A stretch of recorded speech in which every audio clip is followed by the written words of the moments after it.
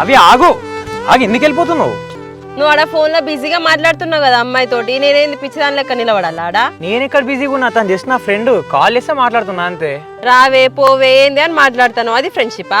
ఇంకో ఆమె నా స్కూల్ ఫ్రెండ్, జస్ట్ నార్మల్గా మాట్లాడుకుంటాను. ఆమె ఏదో షాపింగ్కి పోతుందంట, ఏం తీసుకోవాలని చెప్పేసి నన్ను అడుగుతుంది అంతే. ఆహా, ఆమె షాపింగ్ పోయి ఏం తీసుకోవాలని చెప్పి నిన్ను అడుగుతాందా?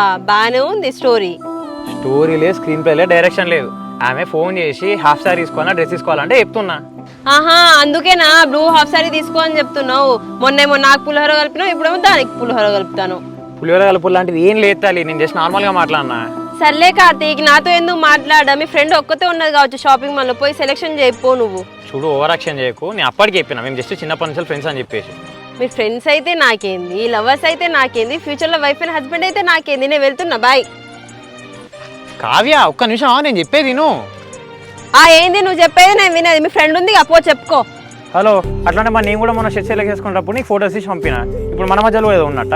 మన మధ్యలో ఏముంది, జస్ట్ నార్మల్ గా పంపినావు, ఇది బాగున్నదని చెప్పినా అంతే. సేమ్ అట్లానే ఆ ఫ్రెండ్ కూడా నాకు ఇప్పుడు పంపింది, నేను ఇప్పుడు అట్లే సెలెక్ట్ చేస్తున్నా దానికి అంతే. సర్లే బాబు, మీరిద్దరు బెస్ట్ ఫ్రెండ్సే, నేనే తప్పుగా అర్థం చేసుకున్నా, బాయ్. కావ్య అట్లా కాదు.